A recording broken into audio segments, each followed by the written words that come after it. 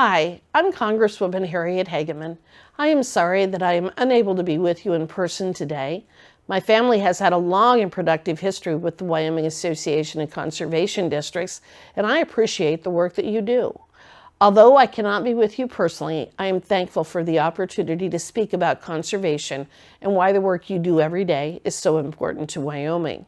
I certainly don't have to tell you about the unique nature of our state in terms of our people, our landscape, our natural resources, our hydrology, and the variability in our ecosystems, as well as our culture. I was proud to highlight Wyoming earlier this summer when the Congressional Western Caucus visited to learn more about our water resources, abundant energy and mineral supplies, and incredible vistas. The members of Congress and their staffs that attended were truly in awe of what they learned and experienced.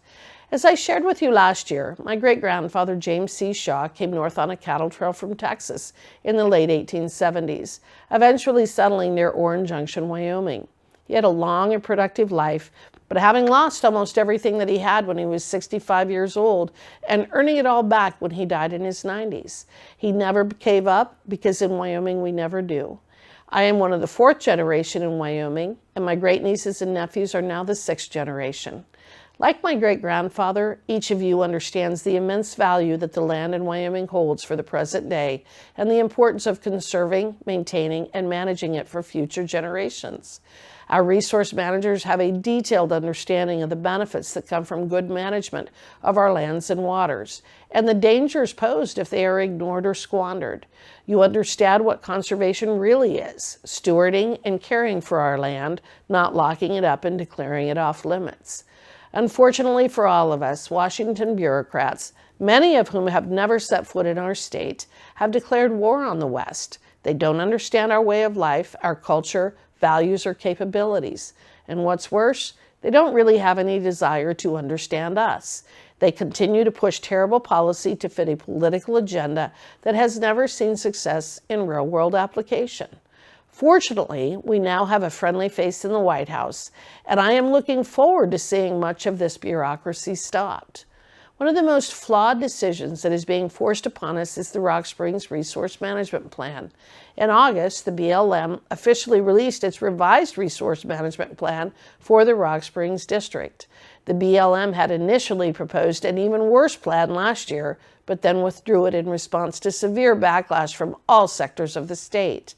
That plan would have blocked multiple use activities such as mining, grazing, recreation, and rights of way across nearly 1 million acres in southwestern Wyoming. The BLM's latest proposal does not adequately address the concerns previously identified and will still substantially reduce economically productive and environmentally safe land use and activities. It is essentially a land lockout, converting thousands of acres of federal land in Wyoming from being managed for multiple use into being set aside for non-use and non-access. This is exactly what the radical environmentalists have been demanding and what this administration has been implementing all across the West. It is impossible to overestimate the level of harm this will cause to our local communities, our state, and our country due to the impact on our mining, livestock, recreation, and energy industries. All because bureaucrats in Washington, D.C. are choosing to follow the climate change hysterics of the Biden-Harris administration instead of science and fact. While the BLM has addressed a few of the concerns voiced last year, it continues to pursue a reckless policy that simply cannot be tolerated. From the very beginning of this flawed process, I have been taking action to stop it. I have submitted comments on the plan through the agency's online portal, pointing out many of the RMP's inadequacies. I have sent a letter to the BLM director, Tracy Stone Manning, demanding answers on how the agency reached its decision to adopt a preferred alternative that is so contrary to not only the law, but public policy. I also grilled both her and Secretary Hageman in separate Natural Resource Committee hearings, during which both of them were stunningly ignorant about and unprepared to discuss a decision that has such a major impact on so many lives. Recognizing that this administration will always pursue the most radical approach when it comes to land management, I have filed both standalone legislation and amendments to House appropriations bills, which passed as part of the Department of Interior and EPA appropriations bills that would block implementation of this RMP. These amendments would have to be taken up by the Senate and passed there as well. The BLM continues to be a menace to our state by doubling down on their anti-use policies, the latest being its recently issued Buffalo RMP that would eliminate the ability to mine much of the Powder River Basin, home to 40% of America's coal supply. I have introduced a bill to nullify this RMP as well. Another area where BLM is failing Wyoming is through the Mineral Leasing Act. In February, I introduced a bill to reform the way in which expression of interest fees are assessed. Under this bill, operators will not have to pay EOI fees unless the BLM holds a lease sale for the parcel of interest. In addition, I would extend an EOI's validity from 3 to 5 years. Operators should not be forced to fund the BLM through EOI fees for leases they are not awarded, and the BLM should not be paid if it continues to refuse to do its job as assigned by Congress. By adjusting the way in which these fees are assessed and extending the active period for EOIs, we will provide a more level playing field for our fossil fuel operators and provide yet another incentive to ensure the BLM resumes its duties to issue leases. Another issue, the Farm Bill, is still being debated in the 118th Congress. While a new bill is preferable, Congress will likely extend the current Farm Bill in the same manner as a continuing resolution continues government funding.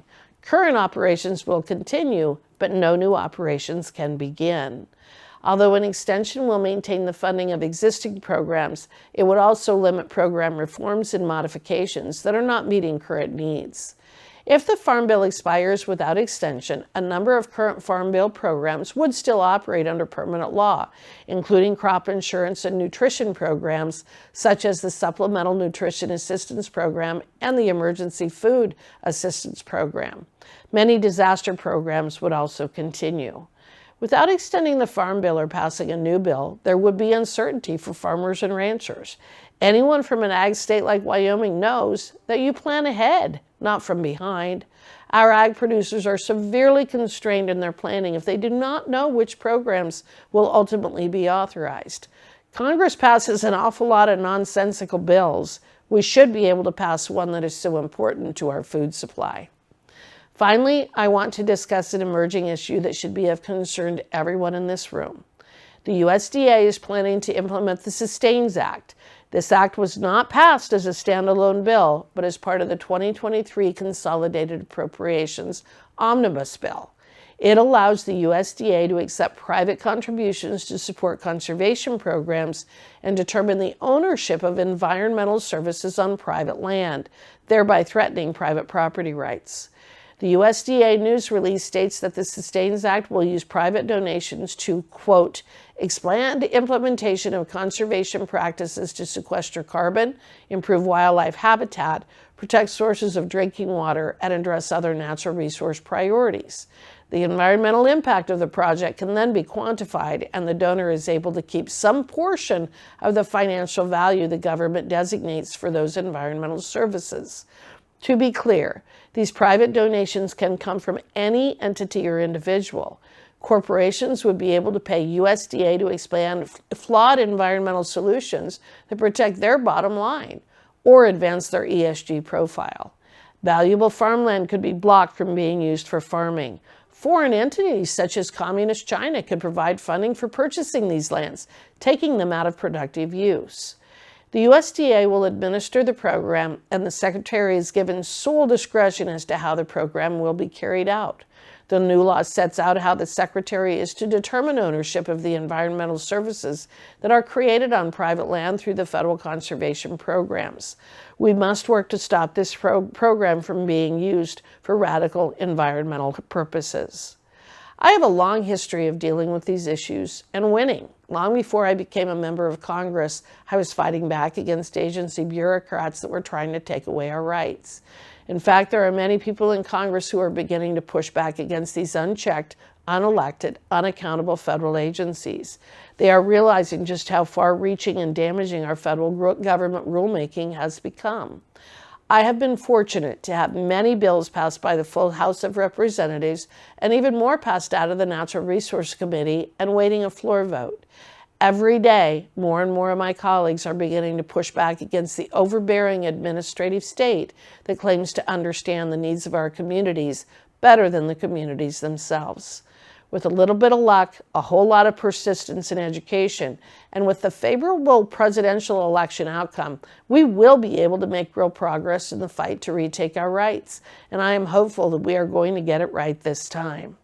It's people like you, local officials who live in these communities and who have seen firsthand what it takes to preserve, irrigate, and cultivate the land. That you should be tasked with managing our resources. It's your voice that matters most because you are the ones who understand the needs of our districts best and because you are the ones who will suffer most if they aren't properly managed. I encourage you to keep standing up and speaking out. Thank you for all the opportunity to speak with you today, and thank you for what you do to protect Wyoming's land and water, our greatest resources. May God bless you, God bless our beautiful Wyoming, and God bless the United States of America.